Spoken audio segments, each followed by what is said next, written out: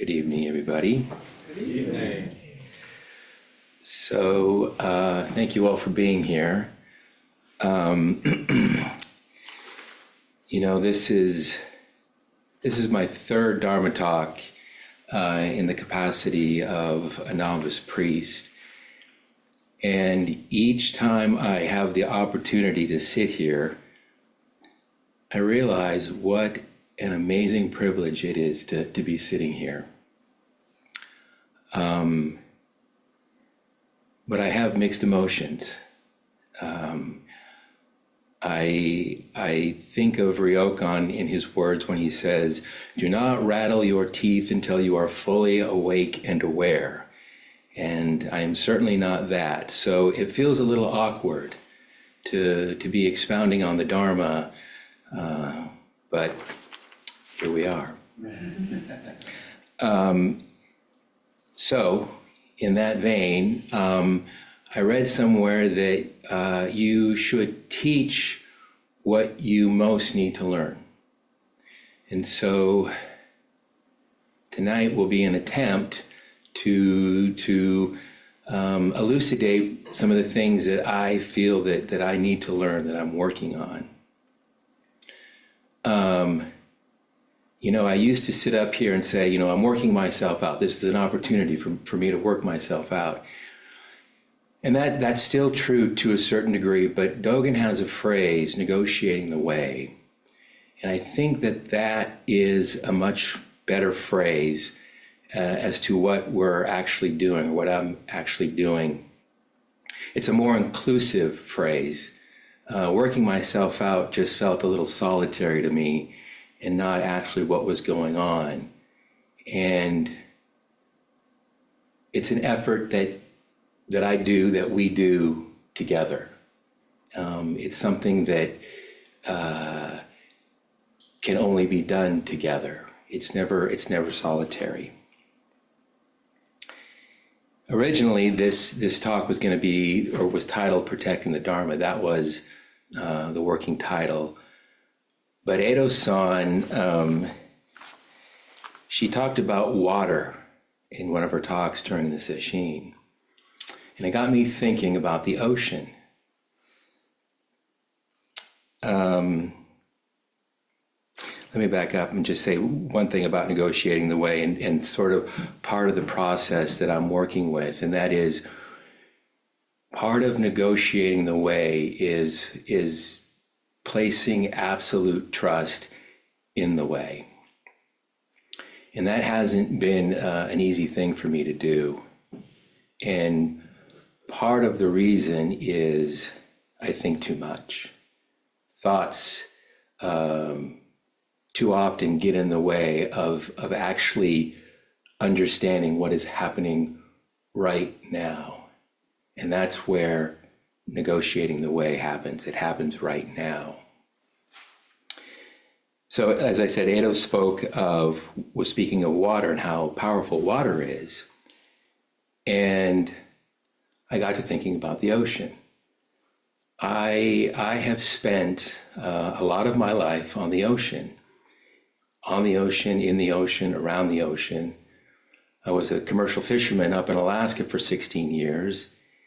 And in those 16 seasons of living and working on the ocean, you start to gain an intimate understanding of the ocean and what it can do, and how you have to, and this is one of the important things that I learned, that if you want to be successful on the ocean, you absolutely have to accept the ocean on its terms. There's no other way. And if you can't do this, the ocean will chew you up and spit you out in hundreds of different ways. So to me, this acceptance means that there is a relationship there that cannot be avoided. It absolutely cannot be avoided. You have to deal with it. And early on, I realized that any attempt to avoid that relationship cause suffering. And of course, as a Buddhist, as a Zen practitioner, it's suffering that we're asked to help relieve. So, as I said, a few things that I've learned about the ocean. One, that it is big, it's vast. From Alaska to India to Australia to Norway to Central America, I've seen it all. And as I said, the thing about the ocean is that it never stops moving. And that's one of the things that you have to come to terms with. And part of that process of understanding this movement and how relentless it is as a fisherman, at least for me, there was a period of acclimatization where I would be up there for the first week, and anytime the boat was out on the water, obviously it's doing something like this, and I would get seasick. And it took about 5 days a week for my body to sort of balance out. And, you know, if you've ever been seasick, it's one of those conditions that is just absolutely awful. You don't want to do anything. All you want to do is go and lie down, or if possible, get off the boat, which usually wasn't an option. So once the body starts to acclimatize, the mind can start to follow. And when the mind and the body are in harmony, then you have a situation where whatever the ocean is doing, you have this opportunity to work with it. And gradually what happens is, you know, when the boat is always doing this, it can be very disorienting. But after a while, the body and the mind start to move in unison with the boat, which is moving in unison with the ocean. And it's interesting because after a while, you begin to not think about it. You don't notice it. You just sort of go with it. And it becomes sort of a dance. And it's one of those things where when you're working, you can forget all about time and, you know, the excruciating, you know, pain of putting in 18 hours a day working. That sort of all goes to the wayside because there's this harmony that sort of takes place.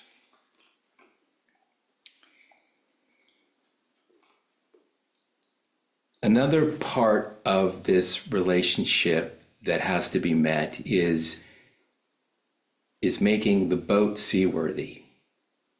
You know, there's a lot of preparation that goes in to making a boat seaworthy. The engine has to be in top shape, the nets, when we get ready to travel, everything has to be in its place. So when we hit the ocean and storms start to happen, everything stays in its place. So along with making yourself seaworthy, you have to make the boat seaworthy. Now, you can't really talk about the ocean unless you talk about waves. And this is where I think it gets kind of interesting. There are big waves, there are small waves, there are angry waves, there are confused waves. And of course, there's always this spectrum of the type of wave that you have to deal with. And, you know, waves can be such that they can help you along. So if you're going along in a following sea, the waves are behind you and they're pushing you along and they're helping you get to your destination smoothly and faster than you would if you were going against the waves. Now, as the waves get bigger, you have to become more attentive because waves can be deadly. And if you're not paying attention, then a lot of bad things can happen. And in fact, during storms, if we're traveling, the skipper and another person would always go up to the top and each would have a job, and that would be to watch for those waves that we call them rogue waves, and they do exist, that they don't follow the normal pattern of waves during a storm. They just sort of come out of nowhere and can create havoc. And the other thing about waves is that you can only deal with one wave at a time. If you see a wave coming at you, you have to make a determination of, okay, is this something that I need to slow down the boat? Do I need to turn? What do I need to do for us to get through this moment of a wave coming at or a wave going away? And obviously the key is you have to remain attentive. You have to pay attention.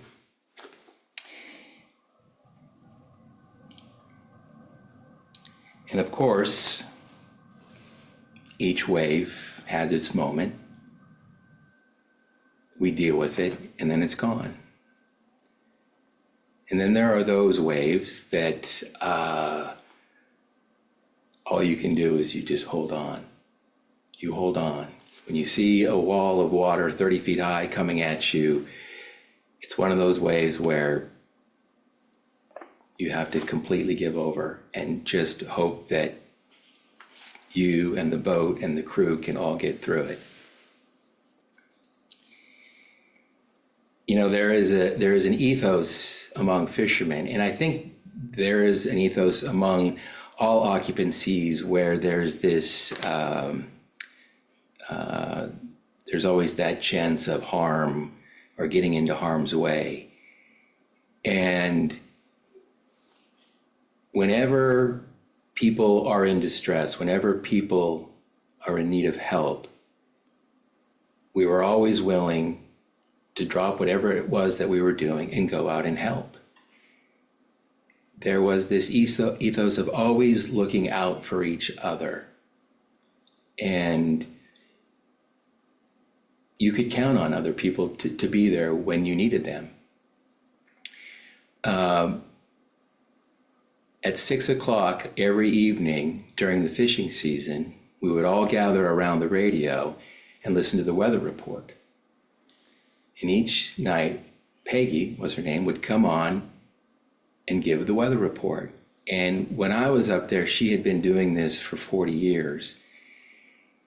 And I never met the woman, but she grew to be a friend, because you knew that she was doing something vitally important for the work that we were doing, and that she was looking out for us. That was her job, to give the weather report, to give this information that was vitally important.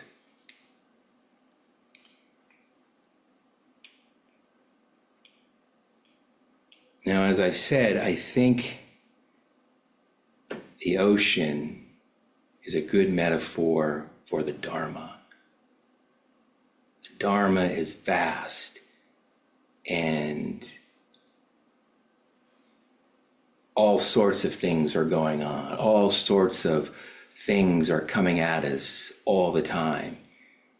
And I need to learn to negotiate this way, these things that are constantly coming at me. You know, in my current work, there's kind of that same ethos where we're always looking out for each other. And in my job, you know, we see a lot of suffering. We see a lot of people who are in distress. And a lot of times it's not the distress that might be obvious. You know, we get people who call and all they really need is just someone to talk to.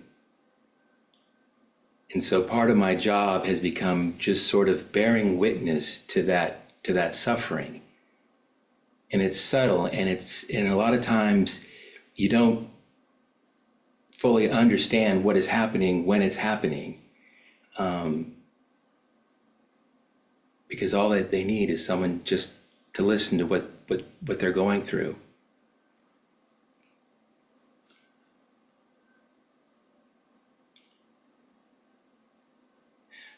So this brings me to Zazen. Zazen makes us seaworthy. Zazen, I think, allows us to better see the myriad waves that are constantly coming at us.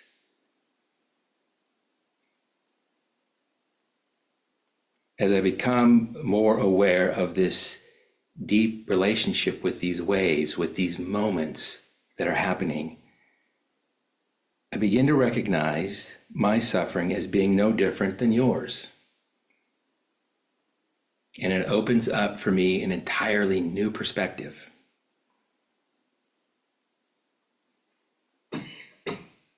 I started to understand that when I look out for you and attempt to relieve your suffering, simultaneously, I am reducing my own suffering. And this is something that I've had to learn over and over again. And part of my problem is the thinking that always sort of enters into this process to judge and to, say that's not right. It really gets in the way. And so my priority now is in negotiating the way, is attempting to recognize those moments of subtle suffering that may be happening, and to be there, to be looking out for that. And at the end of the day, I think this is what protecting the Dharma is. Simply put, it means that we look out for each other. I